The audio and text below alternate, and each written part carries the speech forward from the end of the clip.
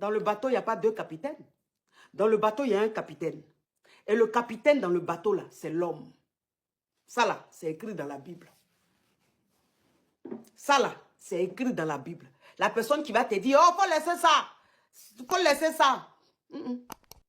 On n'est pas dedans. Parce qu'il faut laisser ça, là. C'est ce qui crée beaucoup de divorces. Hein. Faut laisser ça, là. Ça crée des divorces comme ça. Faut laisser. Nous, à notre temps, quand on se mariait, là, on durait dans le mariage. Mais aujourd'hui, là, à cause de faut laisser ça. Oh, mais pourquoi? Tu as le droit. Tu peux faire ça. Mais il est qui pour te dire ça? À cause de ça, aujourd'hui, là, divorce, là. Ah, ça divorce. Divorce. On va prendre 100 000 € pour faire mariage. Et puis divorcer dans 3 mois. Hein, prendre 50 millions pour faire mariage. Et puis divorcer dans 2 mois.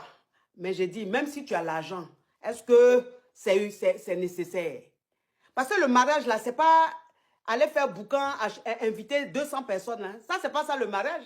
Ça, on appelle ça le pharo. C'est normal.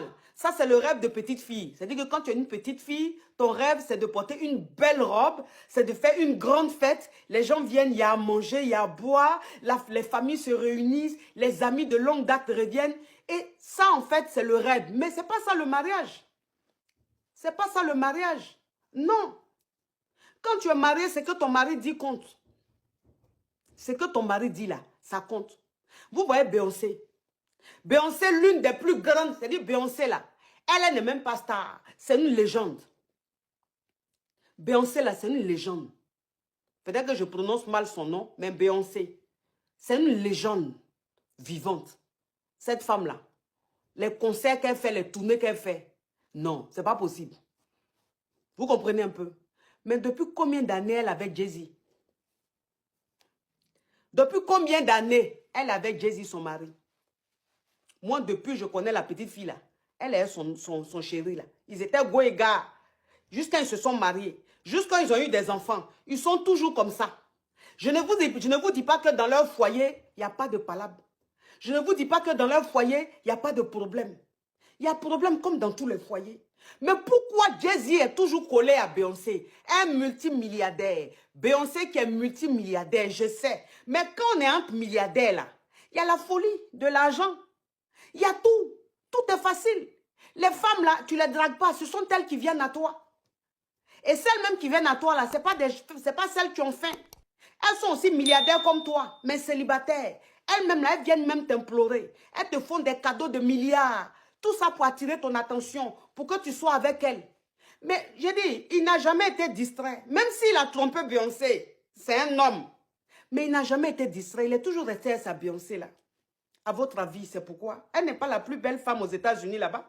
Quand on dit jolie femme là. Beyoncé là, elle est peut-être 50e. Parce que les petites filles qui naissent aujourd'hui là, quand elles naissent là, on dirait qu'elles sont nées à chirurgie. Parce qu'elles sont belles jusqu'à... Quand tu vois leur peau, tu vois leur forme, tout est joli. Les petites filles de maintenant là, elles sont jolies, jolies, jolies. Donc c'est pas beauté. Et puis quand on dit jolie, jolie là, c'est pas seulement dans les familles pauvres, hein. Même dans les familles riches. Les petites filles là, elles naissent jolies, jolies, jolies. Mais pourquoi Jay-Z est toujours collé à Beyoncé?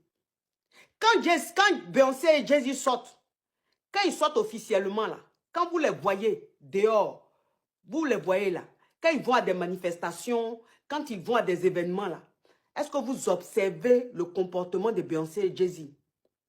Vous n'observez pas. Peut-être que quand vous les regardez, vous regardez ce qu'ils ont porté. Vous regardez leur boucan. Mais vous ne regardez pas. Vous ne les regardez pas en tant que mari et femme. Moi, je les regarde comme mari et femme. Parce que c'est de là que je tire mon inspiration. C'est de là parce qu'on dit, quand tu donnes des conseils à une classe moyenne, à des poivres, il faut aussi regarder ceux qui sont en haut, là-bas, là, leur comportement. C'est très important. Et Beyoncé, à chaque fois que je vois cette femme avec son mari, elle a toujours une attitude de femme soumise.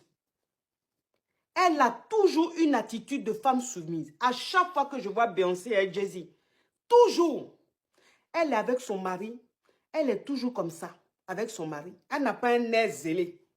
Quand vous voyez, c'est que son air zélé là, peut-être qu'elle fait ça quand elle est seule. Mais quand son mari est à côté d'elle là, elle s'efface un peu. Puis c'est son mari qui est là. Alors que, star, quand on dit star là, Jay-Z est star, hein? Mais quand on dit star là, Beyoncé est star. Quand on dit star là, Beyoncé est star. Mais quand elle est avec son mari là, elle n'est pas star.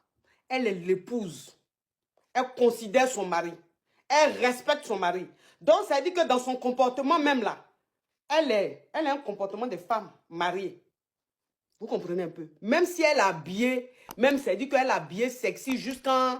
Mais dans son attitude là, vous sentez que elle a son mari qui est à côté. Vous sentez que Jay-Z est le capitaine du bateau. Vous sentez que Beyoncé là, c'est une femme qui est soumise. Voilà comment elle retient son mari. Voilà comment elle tient son mari. Voilà comment son mari aujourd'hui a presque laissé sa carrière et il suit sa femme partout. Il suit sa femme partout. Il soutient sa femme dans tout ce qu'elle fait parce qu'elle lui a donné sa place. Elle lui a laissé sa place d'homme. Elle lui a laissé sa place de capitaine du bateau.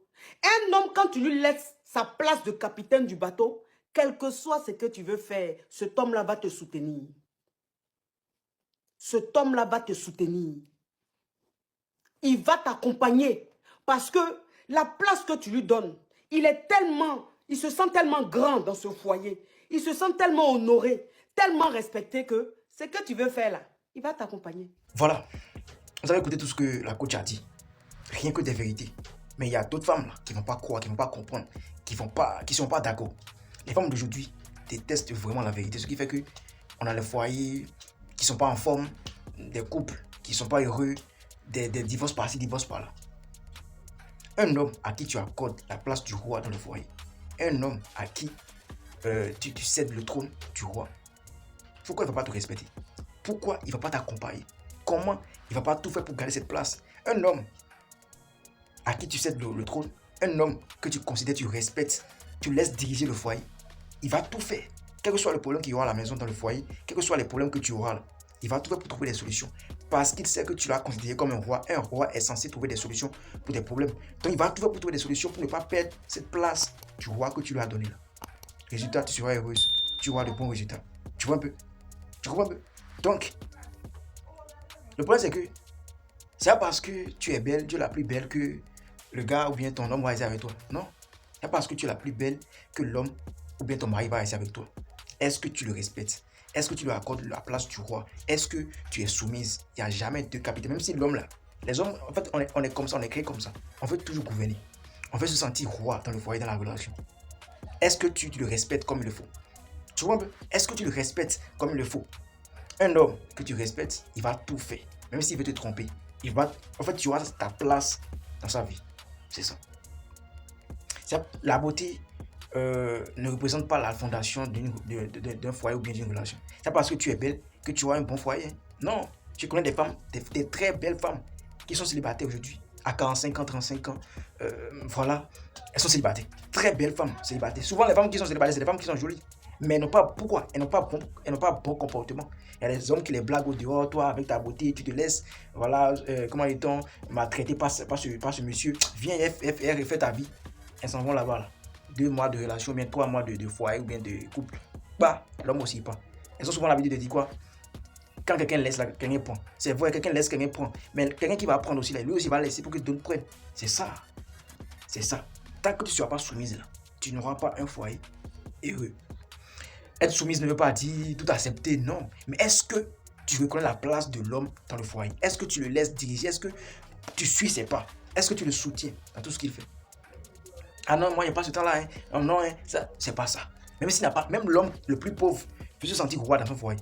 Même l'homme le plus pauvre là, veut se sentir roi dans son foyer, dans sa relation. C'est ça.